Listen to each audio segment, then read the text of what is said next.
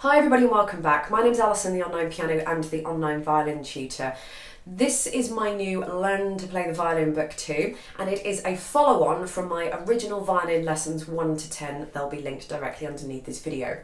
This book is going to teach you the next stages in your learning, and it is aimed at beginners who have already learned the basics or everything that's in those videos 1 to 10, and you just want to progress on further and properly.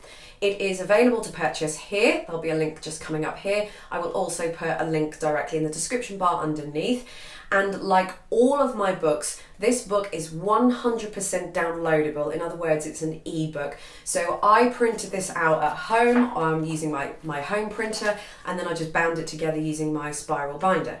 So this book also comes with a songbook too as well. So the 10 pieces in here will contain all of the skills and all the techniques and everything that you will have learned from this book. So if you want to progress on to the next stages in your learning, then grab your copy of the books and let's get going. Okay, lesson 18, we're talking about slurred bows and bowing. So there is a whole page here on slurred bows. I'm not going to read that through, but I did kind of briefly cover that towards the end of lesson 17. So what we're going to do to practice more of the slurred bows. So if you're finding that you're having trouble playing the piece Barcarolle from lesson 17, then you might want to go to lesson 18 and play those scales that we've got here, and I'll show you how to do that in just a second, just to get you used to playing something slurred bows, because not only are you trying to learn a piece of music, the Barcarolle that I'm talking about, but you're trying to work out where your fingers are going and all this, that and the other, what key it's in, etc., that you're trying to put slurred bows in that as well. So sometimes it's easier just to go back and use scales as exercises to help fine-tune the skills, the bowing skills that you need to learn, or anything else that you're trying to learn. So scales are not only good because they give you finger dexterity, they're not only good because they help you learn the keys, the key signatures. They are also good because they tell you where your fingers need to go in different pieces, so you get used to that depending on what key it's in. But scales are also very, very good at practicing different types of bowing techniques, because you can already do a scale. We did scale right from the very first lesson, lesson 11. So scales are something that you will have gone, however long it's taken you to get to this point, scales is something that you would have continued on doing. So you'll kind of consider yourself as a pro at scales, which means you can now forget what the finger's doing, so to speak, and concentrate more on what the bow is doing, whilst doing something very useful and worthwhile. Okay, so I've just got an example of a G major scale 2 octaves with slurred bows, a B flat major and an F scale 1 octave with slurred bows. So I'm not going to go on about all the fingering, because I'm assuming that you know that now, but we're just talking about the up bows and down bows, or the slurring. So the best thing is if I just quick jibber jabbing and just show you what it's like.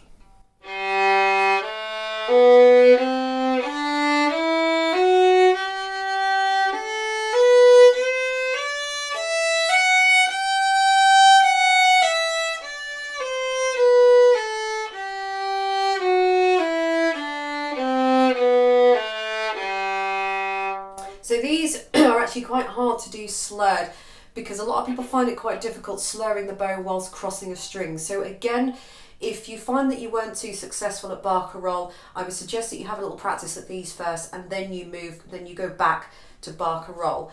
So we're doing, the first note starts with a down, the next 2 notes are up, the next 2 notes are down, plus you're crossing over to the D string, the next 2 notes are up, and then because we've hit a G, and it's the name of the scale, G major scale, this is going to be a down bow all on its own. Then it's 2 ups, 2 downs, 2 ups, down, 2 ups, 2 downs, 2 ups, down, 2 ups, 2 downs, 2 ups. So I guess it is kind of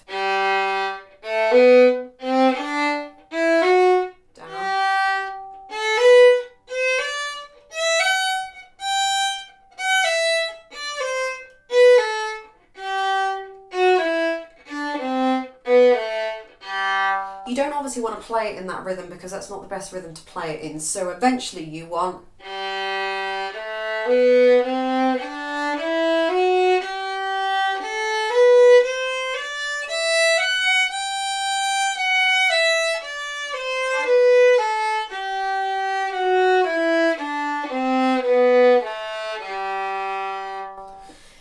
basically the other two scales are exactly like that as well. So I'll just run through the B flat major scale just so you can see me play that as well.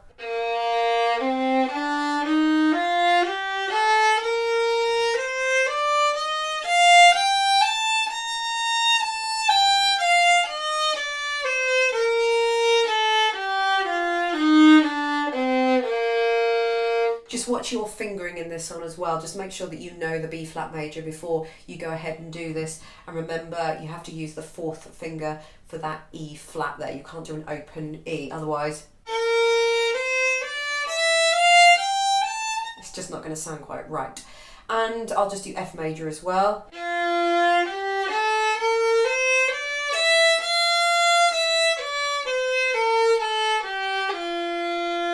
So again, if you want to practice that bowing, then you can use the Barker roll to help you with slurred bowing. So that is lesson 18, and I'll see you on lesson 19.